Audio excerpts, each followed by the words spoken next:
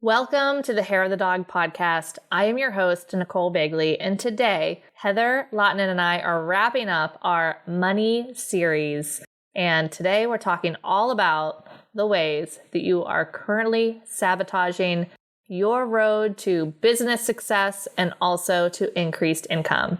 And spoiler alert, we all have some sabotages somewhere. So I know I'm excited for it. I know you guys will be excited for it and love it. Stay tuned. Welcome to the Hair of the Dog podcast. If you're a pet photographer ready to make more money and start living a life by your design, you've come to the right place. And now, your host, pet photographer, travel addict, chocolate martini connoisseur, Nicole Begley. Hey there, everybody. Welcome back to the Hair of the Dog podcast. I am Nicole Begley. And back again. You guys know her. You guys love her. It's Heather Lottinen. Woo! We're back for another money series. We have so much to talk about when it comes to money, don't we, Nicole? I know. Yes. Heather and I, we end up boxering each other, I don't know, every weekday, just about. On the days that we don't, it's just a sad day in my world.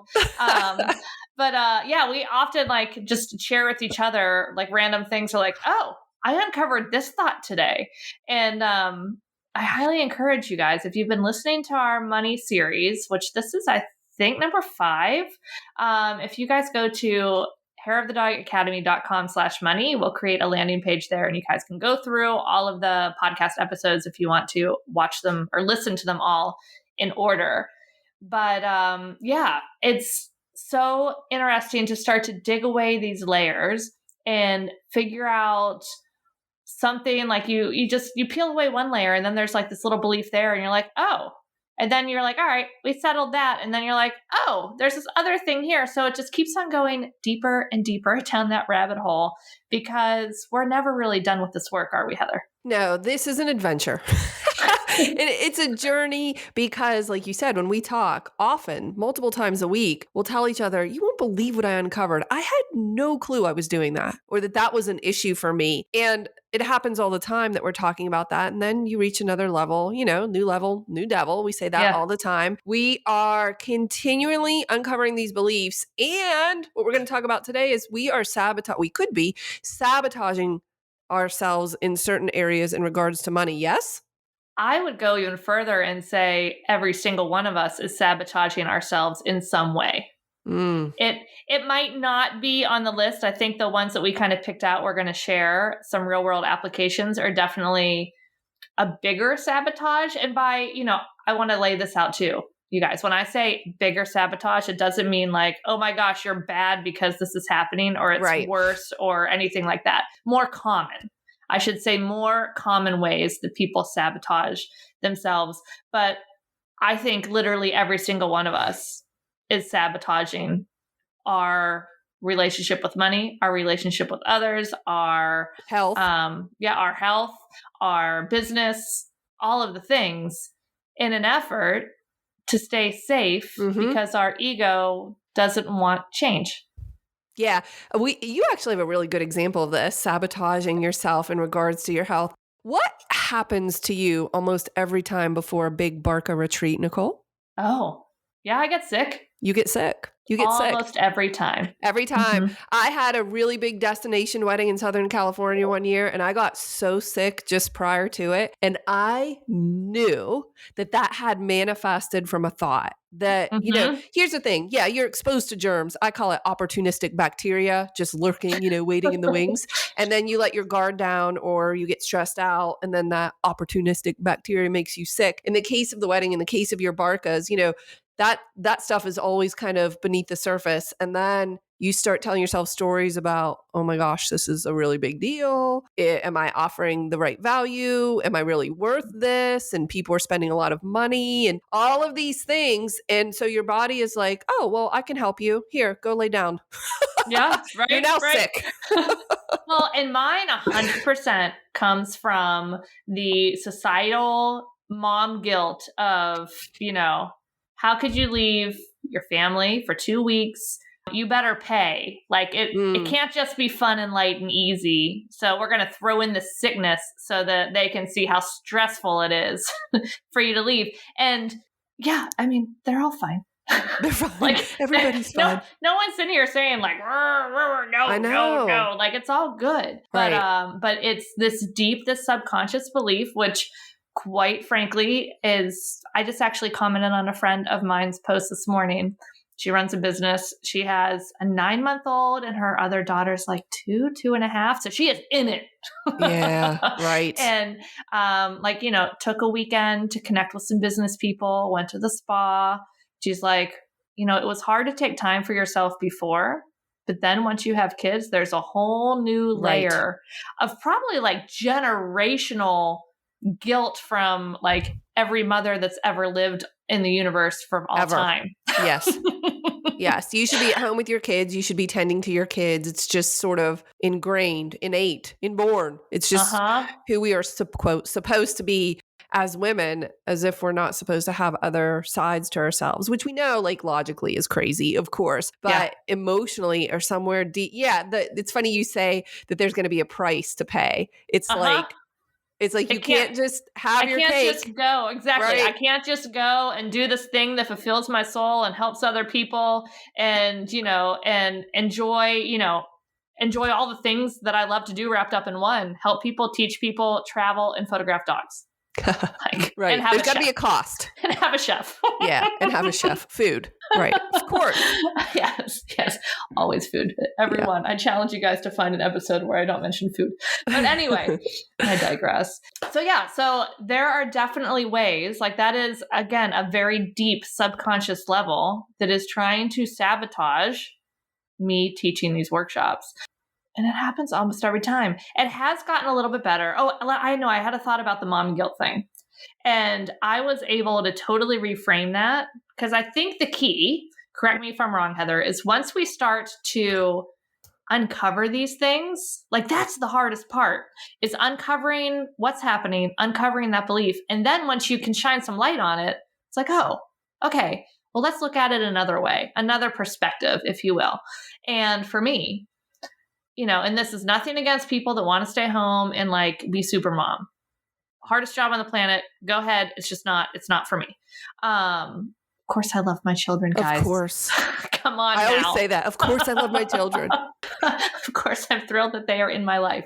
Yes. But I turn it around and look at it as like, I want to set the example for my daughter that she can do all the things. Yes. She can have a family. She can follow her passions. She can be self-sufficient. And that's not saying like, oh, no, you can never have like someone like a great husband to help you in life, whatever. No. It's not what I'm saying.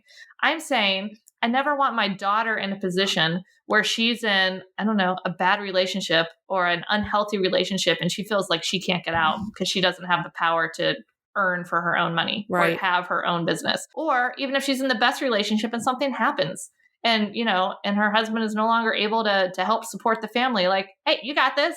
Like, those are the lessons I want to teach. So then that helped dissuade that mom guilt. It still rears its ugly head every now and again, but that helped significantly. Yeah, you're correct. So what you're suggesting here is the steps are, number one, you need to uncover the belief or the sabotage. So, actually uncover the way you are sabotaging yourself. Mm-hmm. Find the belief, like where that's coming from, acknowledge it, and then reframe it. And reframing it just means looking at it in a different light, replacing it with a belief or a thought, because it might not be a belief just yet, a thought that at least serves you. Right? Yes. That at least feels better, because the mom guilt does not feel good, but thinking, oh, I'm inspiring my daughter, that feels good. I can get behind that. Well, if that's the case, and I can just start to tell myself a new story around like I'm doing this to show my kids how to be independent and it's a good thing, then over time, it's really important to recognize it doesn't happen overnight. Like you said, you still have some of that mom guilt, but over time you start to recognize or acknowledge this new belief, this one that will truly set you free so that you can pursue whatever it is that you were holding back before because of a limiting belief. It's funny, my daughter, who is 19 and in college, said to me recently, she's being real nice. Okay, first of all, let's just pause for a second. She moved out and she's like all of a sudden very pleasant to be around, which is fantastic. I remember, I now realize how good I had it. Yeah, exactly. And she said to me the other day, she said, Mom, she was complimenting me and saying she was proud and happy at how independent I taught them to be. It's so many things that she complained about as a kid. Like one silly example is from the time my kids were probably around 10 or 11, they had to do their own laundry. And you know why? Because I put in my time. Okay. I did it for all of those years. They can reach the washer and dryer. They can do it. So they've been doing, and she's perplexed by these kids in college who have to go home so their moms can do their laundry. Like she just doesn't understand that. And it makes her kind of laugh. And she said, of course she hated that. Of course she did. But now she appreciates it. So that's just one really small example of ways that you can reframe things for the positive that serve you to help you cope with what may be holding you back. So, okay, what we're going to be talking about today is identifying how you might be sabotaging yourself when it comes to money. Yes. Yep. Do we just want to start diving into some examples? I think, you know what? I think maybe we could tag team. Okay. Yeah, perfect. We'll each introduce and we can talk them through. So go ahead. What's one you've got? All right. I made a list of some that are ways that you might be sabotaging yourself in your business. And one that I love is I feel guilty making money out of things that are easy for me. Oh. Or fun for me. Like as if it were easy and fun, you shouldn't be charging? Because work is supposed to be hard. Oh, there's the belief. There's the belief. And how can I possibly ask people to pay so much money when this is fun for me? Like photographing dogs is not, shoveling coal. Right. Yeah, right. It's funny you say that one because I am recalling a conversation maybe within the last couple of weeks with someone in Elevate who was saying, but this is fun. And I shouldn't charge for something that's fun. I mean, it was slightly different, but it was I think it was a similar vein. That's so interesting. So the belief there is that work should be what? Torturous? I mean, the belief could be many things, actually, but the thing to look at is if you're feeling guilty charging for whatever reason, because it's Tuesday, like whatever the reason is, if you feel guilty charging, why? Why? What does that mean? Like there's a belief under there somewhere, and it could be many different things. Right. And so then you need to uncover that belief and then reframe it with something more empowering. Like, I'm so excited. I'm so grateful that I get to do something I love and be compensated for it. Like that's a really great position to be in. And I created that and I'm proud of myself. Like that's so positive. Yeah, one way that I like to encourage people to help get over that, it doesn't always have to be a reframe of a belief, but finding a counterexample. So, for instance, for something like this, I ask them to remember a time that they were really excited to buy something. For me, it is when I rebranded my photography business back in 2015, 2016, and I was crossing my fingers and oh my gosh, I hope they'll work with me. I can't wait to give them many thousands of dollars. I remember that. And they're in a creative field just like us. And they're good at their creative field and they enjoy their creative field. And I was so excited to pay them. To give them money. Yes. So that's how our clients often feel too. Yeah. So the problem is if you have this limiting belief, you're projecting it onto others and that's not fair because that might not be at all what they're thinking. Like if you put Nicole in the case of the client, if Nicole was your client, she's excited to give you money. All you have to do is allow it. Yeah. Right. Yeah. You don't have to make a big production about it, about what it means that you're having fun. Yeah. You're having fun. Somebody wants. I can't wait to do this. Thank you. Take photos, accept payment, repeat. It's that simple. Yep. All right. What do you got over there? All right. So on my list, I have ways you might be sabotaging your income. So you have business and I have income. And the first one I have is I spend all of my money as soon as I get it. Oh. So are you the type of person that will make some money and then find a way to let it go? I had that belief. I had that belief. The easy come, easy go. Easy come, easy go. Did it serve you? Yeah. No. Right. No. Yeah. No. Yeah, no, I never had, we've talked about this before in our random talks, where you tend to hold on to the money to feel like safety is I'm not hoarding is a strong word, but basically you're no, iron fist, I'm holding on to it. Yes, I do. Where I've always had I'll make more. Oh, but it's okay. Or but this thing then comes and like, oh, I had some savings, but it's gone because I manifested my car breaking down or whatever. Right. So it's always kind of been more of a come and go. And I think both of those kind of, they go back to life experiences. Isn't that funny how you and I are both sort of on opposite extremes of that? Mm-hmm. Where like I save and hoard, iron fist it, and there's got to be a healthy middle. Oh, yeah. And right? I think I have gotten a healthier middle. Like, now it's again reframing about the getting excited to save and getting excited to purchase other assets. Like we have a rental house we purchased in Alabama a couple years ago. So we're looking at purchasing another rental house. And it's just like, oh, these are the things that can then help us have a cash flow in retirement. Right. Right. Like it's just looking, I'm self-employed. I don't get all these employer benefits. So it's like, there's no pension. There's no hair of the dog pension that I'm aware of. It's all on you. Yeah. So anyway, that's kind of helped me change that, is to get excited about these other pieces. Okay, great. All right.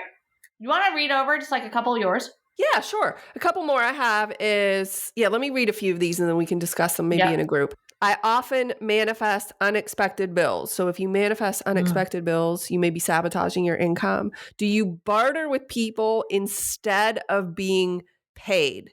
Do you have old clients who are paying your old pricing? Like you won't update your pricing for them and you make some sort of excuse as, well, they've been with me, for 18 years or along that same lines, I'm afraid to increase my prices for fear of losing all of my clients. Actually, people say this to me all the time when we're talking about pricing. They'll say, well, I can't increase my prices. I'm going to lose all my clients. To which I respond, all your clients?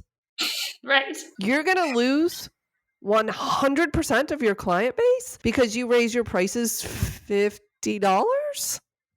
That is definitely you're catastrophizing. You're telling yourself this big story about what could happen, but you're saying 100% of the people, and that's not true. I understand raising your prices can be a little unnerving. Sure, I've been in that position, and you might have to establish a new client base, but I don't think you're going to lose 100% of them. So you don't raise your prices because of that fear, or you continue to charge your old prices. You have different people paying different prices. And there's just, it's all of that really is wrapped up in fear, and it is for sure sabotaging your income. Yeah. So again, guys, listen to these. And if you're like, oh, I connect with that, the way forward is to ask why, what belief is underneath that? And then let's kind of change that belief. Yeah. All right. I got a couple. Are you ready? Okay, great. I like this one. I make excuses like I'm not ready when an opportunity presents itself. I resent other people's business success. I rarely look at my business statistics, such as average sale, cost of goods sold, like the actual numbers, or open up your business checking account, balancing your business checking account, or balancing your books, or keeping books. I avoid posting pictures of myself and my business. And I'm obsessed with a business nemesis that I, quote, hate read all their stuff. That is so funny. I was just talking about an elevator. She follows someone that she hates. And I said, why are you doing that? It's not serving you. And she just went on this rant about this person. And I said, listen, I'm not immune to this. There are certainly people I don't like. And sometimes out of morbid curiosity, I will go check their social media. But when you have that kind of resentment or anger or bitterness, even if you think it's not that big of a deal, it's just kind of low level, it is sabotaging your business and your income. That is the fastest way to block money, is to criticize others that have it or that you think have it. So if you have an issue or a trigger with someone in your industry, or maybe not even in your industry, I'm going to implore you to stop following them, because it is absolutely sabotaging your income and your business. And it's funny, you said, what did you say about avoiding looking at your finances, your business? Oh, yeah, right. Accounts? You just avoid, your head in the sand for looking at anything financial.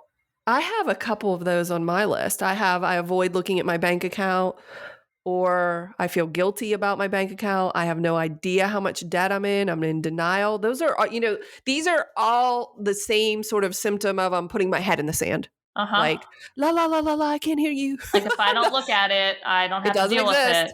But it just I don't gets have to deal with it.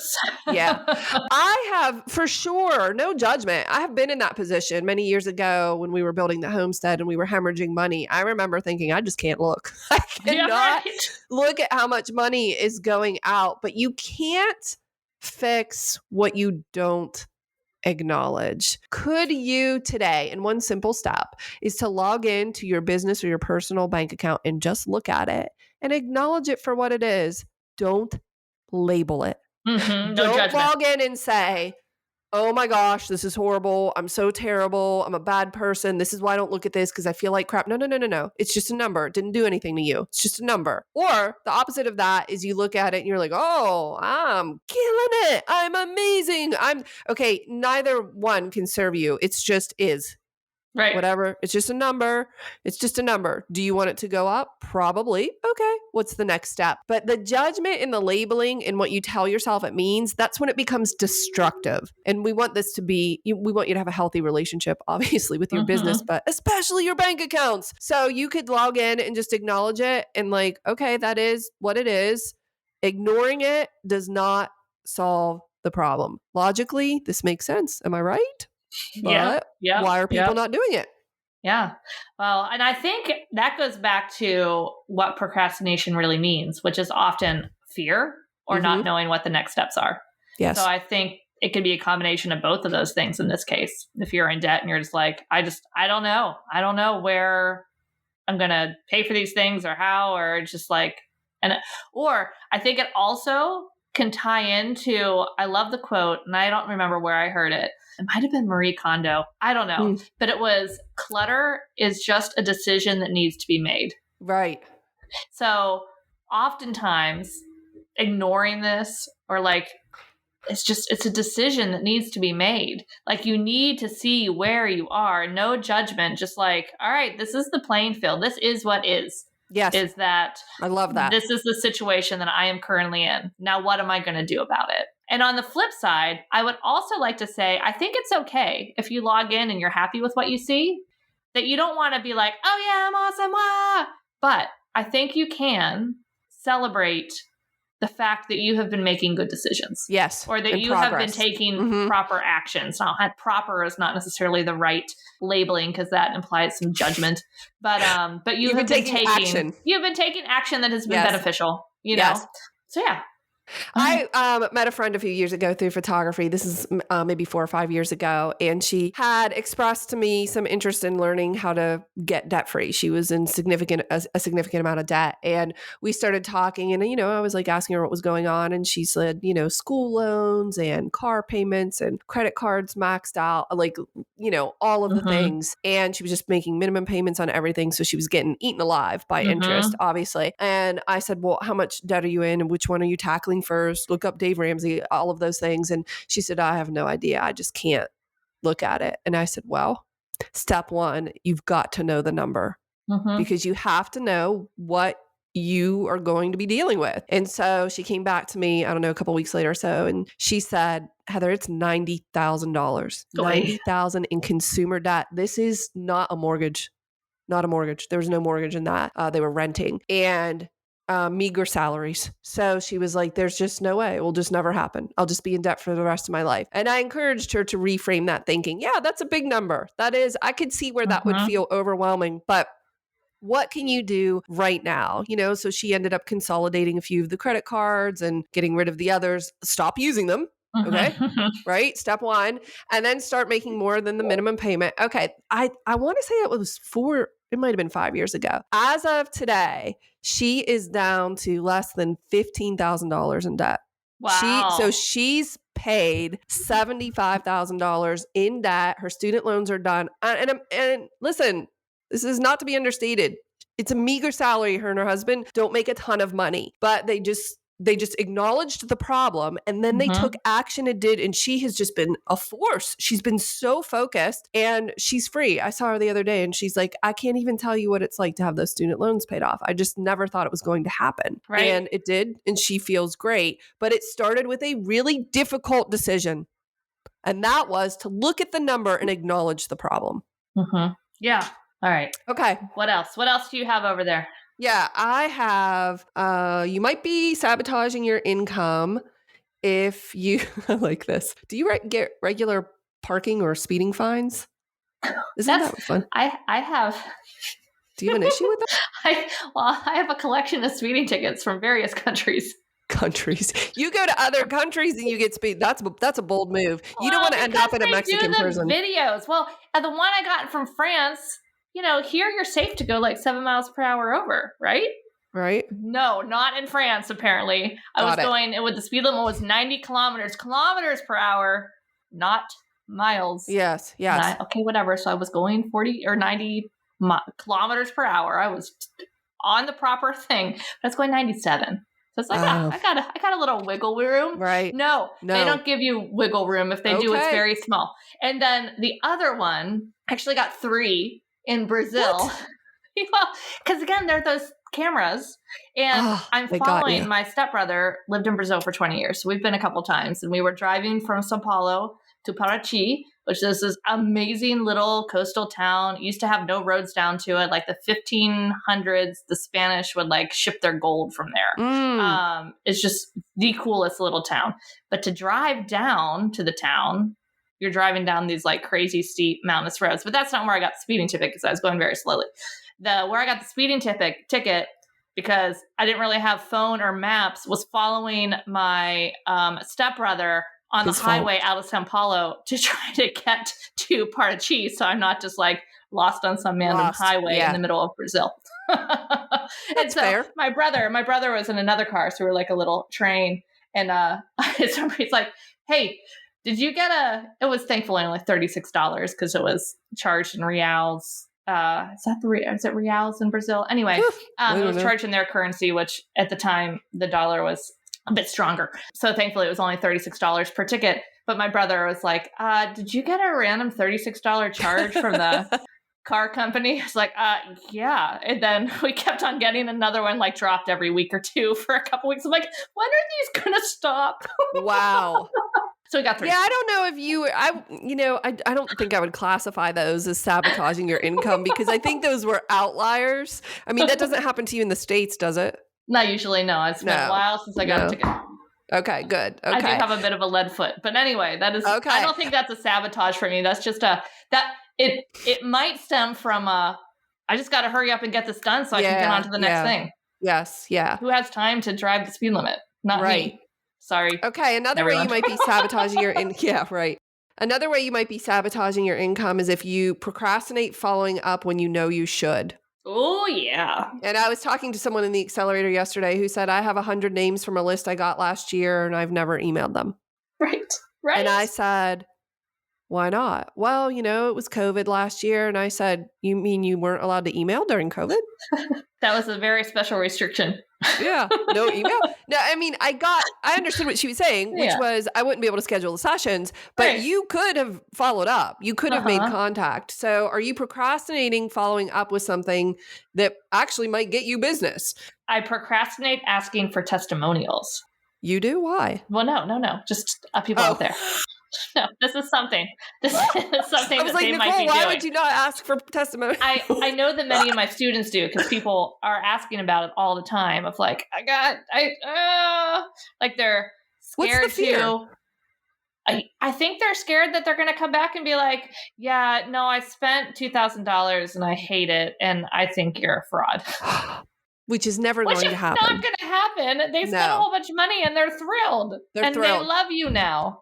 So I would say one of two things is going to happen when you ask for a testimonial. And I would say 90% of the time, you're going to get a beautiful testimonial. Mm-hmm. And maybe 10% of the time or less, they just won't get back to you. Not because they weren't happy, but maybe because they were busy. I mean, you just don't know. Right. But chances of somebody saying, I can't believe I spent all this money and it was terrible. It's like not going to happen. So no. But I could see where that's sabotaging your business. If you're afraid to ask for people to tell you how awesome you are, right. Then you're putting up a block against more business. Yeah. And social proof is so important these days. Who buys anything off of Amazon without checking the reviews? Oh my gosh. No one. It is ridiculous how many reviews I read and how deep I go on this shacket I'm looking for. Like, it is literally a shirt. It's so funny. I love it. Here's another one too, though, about a fear of asking. And that is a fear of asking for feedback, like constructive feedback on your images or your pricing or anything like that. Well, in that case, because I've definitely been in that position, it's the ego. The ego is afraid of what it might hear. So it's protecting you by not even asking, because you want the negative feedback because you want to improve. Constructive, I should say. But not really. Exactly. Yeah. Not really. Don't tell me. I've struggled with that, but I will go to my husband. I've actually come to you a few times and I've said, "Hey, tell me what I'm missing. Where am I?" And you'll give me some, "I think you need to do more of this. I think you're avoiding this," or whatever. Launch Her Academy. Yeah. And I say, when you tell me, because we have a very good relationship that way, for some reason, I am able to readily, easily accept and receive that from you, because I'll say, "Roger that," and then I'll go off and do whatever it is I need to do. So I think maybe it's a matter of choosing wisely who you allow to speak that criticism or constructive feedback into your life. Choose wisely, because if it's someone that you're like, "Oh, I don't know," you're not going to receive it the way it's intended. So is it someone that you trust? Is it someone that you respect and that you can really handle it from? Like, and if not, find someone else, right? Yeah, 100%. And, it's very different when people give feedback, criticism versus just feedback from a place of wanting them to improve. Right. So, if you're receiving feedback from someone that it's coming across as not helpful, okay, maybe try somewhere else. But if any feedback you receive from anyone ever is feeling not helpful, then it might be the way that you are projecting or receiving that. What's the common denominator? If you can't receive it from anyone, it is most likely your ego protecting you. Like, you just get really, if you find yourself getting defensive or like trying to explain, when I call people out on some of this crap and Elevate, they jump immediately to defensive posture, which I know is putting up a barrier and blocking, what I'm trying to maybe help them with. So I'm aware of that. And then I think to myself, well, we're going to have to try a different approach, because that didn't work. They're defensive. They want to explain themselves, and you can't grow from a place of defense. Right. You have to be open and receptive to it, even when it's like, "Ooh, ouch." Yeah. Yes. Here, I got one more on this page I want to do. Okay. And that is, I fixate on my mistakes rather than my successes, and goes hand in hand. I avoid celebrating milestones. I just move on to something else. Oh, okay. Wait, we've got to talk about that for a second. Do you know, I was literally talking with my therapist about that yesterday. Yeah. About how I will launch something that goes really, really well. And I will celebrate, and I'll be like, "This is awesome. I'll celebrate. I'll go to Target." I don't know, whatever it is, but it's super brief. And then I'm like, on to the next. On it. I do the same. And actually, I recorded a biz tip. You guys will hear it soon. Friday, because we wrapped up the summit last week. And on Monday, I'm like, I'm going to schedule myself a massage for Friday morning. And so I did.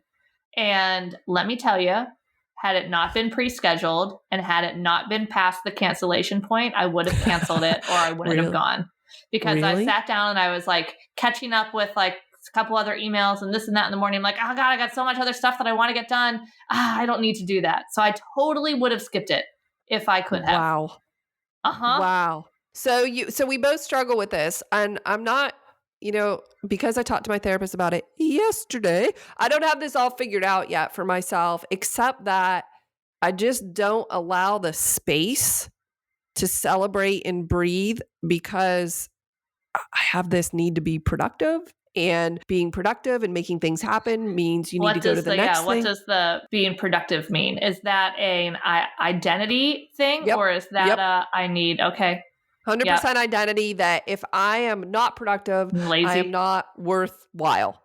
right? My worth is tied, my identity and my worth is tied to my productivity. And my productivity is a matter of like accomplishment and success. So I have one, but because it's on some levels not healthy, on a lot of levels, I'll have a success, but see, it's never enough. Right. Because that's not the real issue. I haven't uncovered what the real issue is because then I immediately jumped to, now I did have something go really well recently. I did take one day off last week and just did other things, personal things. And I felt great about it. It was good. But I said to my therapist, I can't see taking more than a day off. Like, well, do you do this too? Because this is feeling very familiar to my own life. When I take a day off from work, I'm like, now I'm going to get a whole bunch of personal stuff done. Yeah. Yes. Yes. So then I do a whole bunch of stuff around the house I've been procrastinating on. Yep. Which I think is one reason I love to travel so much, because it forces me to just chill the F out. Yeah. Yeah. And because otherwise truly you couldn't. relax. Yeah, you wouldn't. You wouldn't. In my house, my office is right here. All the other things I need to do is right here. Yes. It's really, really hard. And I can relax, oh, okay, gonna meet a friend for dinner. Yeah, all right, done. Even though truly almost every time I'm like, man, God, I really don't have time for this, but but then I do and I love it. So friends, I still want to go out with you. Of course. And yeah, I don't know. It's just it's so hard to slow down. And I don't know. I mean, I don't know. I haven't totally uncovered where that comes from too. I don't think it's an identity thing. I think it is a belief of if I get more done now, then that's going to be more room to get even further along sooner. Yeah, right. It's a rush to get where I want to go. But you'll never get there. Right, exactly. There's no end. destination. Yeah, because the goals keep just changing and piling on. But I think there's also part of that, which we uncovered this one too, because I would hold off on making offers in my business or hold off on bringing income in for certain things. And it was because I was mentally saving that opportunity for later. Because, my dad worked in the mortgage industry, still does. And 2008 was a challenging year. So there were a lot of beliefs that, were formed deep into my subconscious watching all that happen. Which, causes me to keep going. But save that for later. Because, you never know when the world's going to fall apart and you're going to need to make some money. You know what else I'm wondering? I don't know if this is true for you, so tell me, but this is definitely true for me. There's a trust issue here, a trust issue with myself, meaning I had this success or you have this idea and you don't trust yourself to ever replicate it or duplicate it again. So you're striving to make something happen because even though you have proof that you are able to accomplish these things, there's still this lack of well, what if I can't do it again? Well, or though, what if it all goes away? What if it all goes away? Because you start off, I think all of us in business start off, oh my gosh, I don't know if I can do this. Am I going to be able to do this? Oh, I don't know. I hope I can do this. And then you do it and you're like, oh my God, that's awesome. Oh my God, what if I can't make it last? What if this was just a fluke? And then you get to another level and you're like, oh my God, I've gotten here now. Oh my God, but now I have employees. Now I have these people depending on me. What if this goes down and now, my mortgage is bigger or this and that and I've got to pay for the kids' college and it just keeps changing. Yes. Yeah. And this idea of saving something is because you don't trust yourself to have another idea. Yeah, it's not necessarily, I did kind of start to flip it around. I've gotten much better about it because I flipped it around it's all going to come crashing down and this is a fluke. Business success is that if I created this once, I can create this again. Yes. Even if it was something totally unrelated to photography, you're never starting again because you're starting with the skills that you have. That's so important to remember. Man, say that again. That's a key phrase. You guys are never, ever starting again because you're starting with the skills that you've already gained. No one's taking those skills and experiences away from you. That is so good because you were able to do it before. You have that skill set, which means I'm actually going to work on this. I'm going to start reframing and using that well, wait a minute. I did that launch. It went really well. that means I can do it again. Mm-hmm. But my mind automatically goes to, okay, because I'm human. All right, everybody relax. My mind automatically went to, I won't be able to do that again. It was maybe it was a fluke, or I won't be able to replicate it. And there's this like slight lack of trust for myself, which is weird. I have no reason to not trust myself. But again, it's something I'm working on as well. So I think just telling myself, well, I've done it once. I created this. So if it did go away, if something really catastrophic happened, the truth is we built businesses. Right. We build businesses. We've done it. We've proven it, which means we could do it again. So it actually would be easier the next time. Right. Exactly. It's so interesting. Yeah. Okay. I have a few over here. Okay. You could be sabotaging your income if you feel guilty about spending money when there are people struggling in the world. Oh, that's a big one. Like, I have so much and they have so little, and like, why do I deserve to have this nice it's vacation, not fair. Purse, shoes, whatever you're buying? Yeah. Yes, that is really critical, because some people will look at others' success. They'll see how they spend money. We've talked about this, and I've done it. They'll label it as excessive. Like, that's excessive when there are people starving in the world and struggling. It's total judgment. And the crazy thing is, you don't want people judging you, but we judge others, but we're all judgy. Yeah, human nature is judgment.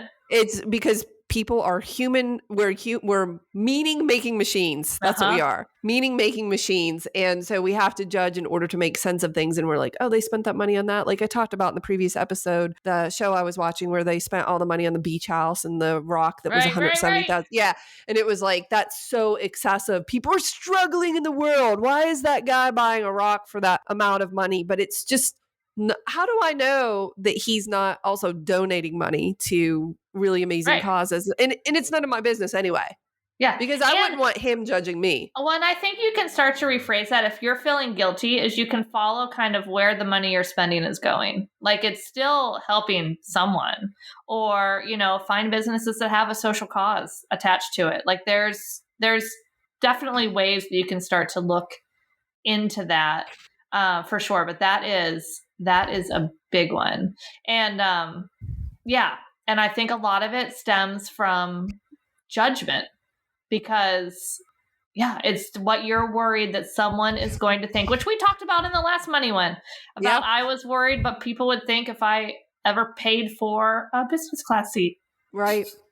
Or being on a boat. What if they think it's my boat and they think I spent all this money on this boat? And what will they think about me? And there are children starving, and you just, all of these stories wrapped up into probably came from childhood. If you left something on your plate, your parents would yell at you about the kids starving. And in Africa.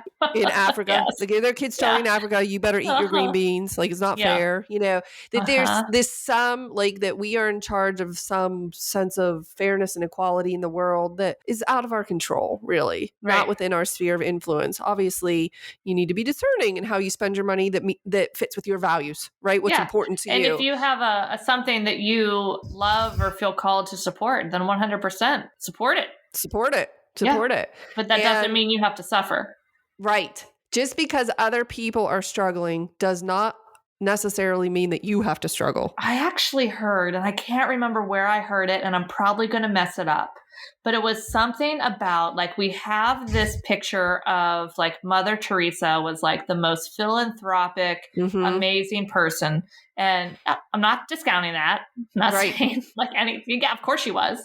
But she couldn't have done what she did without the giant financing of the Catholic Church behind her. Yep. So it wasn't just her going out there. So the more money you make, the more impact you can actually have for the causes that you want to support, because you can't really help people if you can't take care of yourself. So I have a quote. I used this last week in a money training. I said, even Mother Teresa said, it takes a checkbook to change the world. She is quoted as saying that. It Really? takes a checkbook to change the world. So you are spot on. She had the backing of the Catholic Church, and that was a lot of money. So it wasn't that she was like this poor destitute. I mean, she gave up her life to serve. That's what she did. Yeah. But she had the backing. So more money equals more impact. So just because somebody else is struggling, instead of saying somebody else is struggling, so I should struggle too, couldn't you say someone else is struggling, so I need to make more money so that I can help the person who's struggling? Right. I mean, it's the same coin. We've just flipped it. Mm-hmm. That's classic reframe. I love it. And you are still allowed to buy the purse or the vacation if you want. Right. Right. Because the healthier, happier you are, the more impact you can have. Yeah. Okay. The last one I have. Oh, this goes, well, wait, too. Actually, I had one I wrote, I feel guilty that I have so much and others don't. That's the same thing. Yeah. But this one, I struggle to stay positive about money. If you are really in a negative place about money, you are sabotaging your income. Hands down, no question, as straightforward as it comes. Yep. I know that's, easier said than done to flip that script to say, well, let's have a positive outlook on money. But when you can't pay your bills or things are really, really difficult, I understand that can be very, very hard. So this just takes rewriting the script and then working to have a more positive outlook on money, like more money, more impact, and money is good. And what limiting beliefs do I need to look at in childhood that were ingrained from my parents about money being bad or a struggle or hard to come by? This is I think this statement is the culmination of all of these beliefs. All of these ways that we sabotage ourselves is that because of these things, we have a negative mindset about money. So I don't think it's as simple as saying, oh, have a positive mindset about money. I think it's you tackle all of these other things that then compound into I have a better, a more healthy belief system around money. Yeah. Done, right? Wrap it up. 100%. But you have to work. Yeah. You have to do the work. Yeah. So, you guys start to just kind of look at these different things. I hope you were kind of listening. And if there were any of these that struck a chord to you while we were going through, I have a couple more I just want to read off real fast. Yes. That I think are really common that you might identify with some of them. I think my emails bother people. I hide away and not be visible in my community. I get annoyed when someone takes action on something I've wanted to do for a long time. I charge low rates for my industry. I complain about my competitors' pricing. I give away a lot of time for free. Here's a big one. I let other people's opinions sway my business decisions, whether they're qualified or not. Ooh. Oh, hello, family saying no one's going to charge or pay that ever. How often do we hear that from people? Oh my gosh. And it's always coming. An easy way to reframe that, I think, is, again, that's just the conscious brain, the ego of your family trying to protect you. Yes. Because they don't want you to get all your hopes up, put all this time and effort into something that they don't think is going to work. So they're trying to keep you safe. Yep. Because they just don't know. I mean, unless they've run a photography business, they don't know what's involved. Heck, when I started running my photography business, I didn't know what was involved. It's charge $175 for a session with all the images on a disc. Man, I'm making a bank. Yeah, I'm a big rich. That's right. But you know what I would say to those family members? I would say, thank you. Thank you for your input. I know that you love me and you're trying to protect me. When is the last time you started a pet photography business? Right. They have no clue. Yeah. So why are you letting them speak into your life? They have no clue. They have not done it. They don't know. How do you know that? Oh, I fight back. That's put me in the ring. Because if somebody said, yeah, totally. Because but the thing is, people who are not as secure or confident in what they're doing just get bowled over by those people. And it's maddening to me. I always say, let me talk to your parents. let me talk to your husband or your partner. Let me at them, because I would love to know what qualifies them to say, oh my gosh, the amount of women who have told me, oh, my husband just doesn't think anybody's going to pay for that. What does he know about photography and the target market and the business? Certainly, okay, fine, you're entitled to your opinion, but you're making that crap up and you're harming someone in the process. And I just do not have space for that in my life. You're going to need to add on a service. It's going to be send your spouse to Heather service. Oh my gosh. I have, we laugh, but I have had a couple of people ask me if I would speak to their husbands. Like, would you do a coaching session with my husband? The answer is usually no, because I think that crosses a line. But yeah, right. But certainly we can talk about something and let's record it and you can play it back for him. Let's have a conversation. I'm happy to do that. But I want to arm them with confidence. Mm-hmm. I want to arm them with information and data and comebacks and replies and how to manage someone who is trying to stomp on your dream. Like, okay, first of all, you know nothing about photography or the market and you're trying to stomp on my dream. Like, and you love me? Like, okay, you might not understand my dream and that's fair. But how about some encouragement here? How about I actually, if I need encouragement from my husband, I will start the conversation with, I'm about to share something with you that might be challenging. And what I'm looking for is encouragement. Mm-hmm, I'm not looking for you to beat it down or tear holes in it. Mm-hmm. I'm looking for encouragement and I need to talk to you about this. So maybe just, I don't know, boundaries. I wouldn't let my family speak that into my life because of their limiting beliefs or their views on what's possible. Or they just honestly don't know. I mean, how many clients contact us and have no idea what photography costs, because you do see all these, pricing all over the board. Yep. So people just don't understand. Or maybe they grew up going to like Sears and getting a photo sheet. Yes, so that's what they expect photography is. Yeah, they just have very limited experience. Right. So I like to ask people to tell me about the businesses they've started. The photography businesses specifically.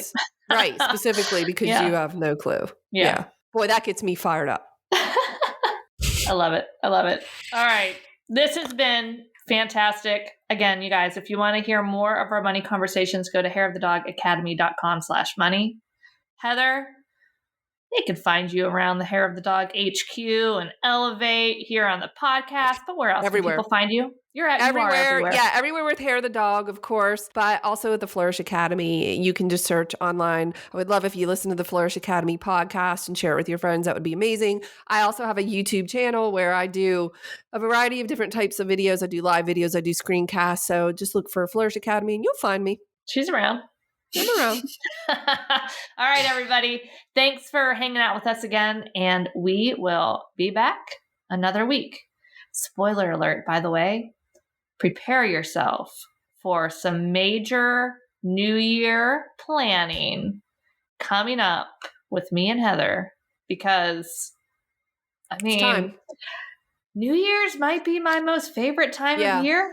Same. Brace yourselves. I guess Christmas, New Year's all goes into one. Yeah. And it's going to be great. By far the best. Although I do love summer. If you can move New Year's into summer, although Ideal. No, I actually... let's not do that, because then I would feel guilty about enjoying that boat. See? Wow. So like January, when the weather is like, meh. I mean, it's much better now that I moved south. Sorry. That's okay. But then you can like just buckle down and get stuff done. And like January is my most favorite month. As is Monday is my favorite day of the week. Isn't that interesting? I'm the same. And I think maybe it's about new beginnings or starting something. It's just very exciting to get back into the swing of things, to take a look at your previous year, what's upcoming. It's exciting to me because, well, listen, core belief for me is that the best is in front of me. The best is yet to come. So that's very exciting when you think things are only going to get better and more amazing. That doesn't mean there aren't going to be struggles, but there's so much excitement for me to think about like, oh, what's next? It's because it's always getting better. It's like the stock market. It goes up and down, up and down. There's always a little correction here and there, but you end up up. Yep. All right, everybody. So we'll be back with that, and have a great holiday season, everybody. We will talk to you soon. Bye. If you enjoyed this podcast episode, go ahead and take a screenshot of this episode on your phone and post it up there on your Instagram stories, and be sure to tag us at Hair of the Dog Academy. And we would just love to see how you're listening. And full disclosure, sometimes we just like to give away a little pet photographer swag in the form of Hair of the Dog t-shirts and sweatshirts. So what are you waiting for? Go ahead and share that screenshot of this episode, and don't forget to tag us at Hair of the Dog Academy. And while you're there, maybe you want to jump on over to our account and see what we're up to on the gram. Would love to connect with you. Thanks for listening to the Hair of the Dog podcast. This was episode number 117. If you want to check out the show notes for access to any of the resources that we mentioned, simply go to www.hairofthedogacademy.com/117. Thanks for listening to this episode of Hair of the Dog podcast. If you enjoyed this show, please take a minute to leave a review. And while you're there, don't forget to subscribe so you don't miss our upcoming episodes. One last thing, if you are ready to dive into more resources, head over to our website at www.hairofthedogacademy.com. Thanks for being a part of this pet photography community.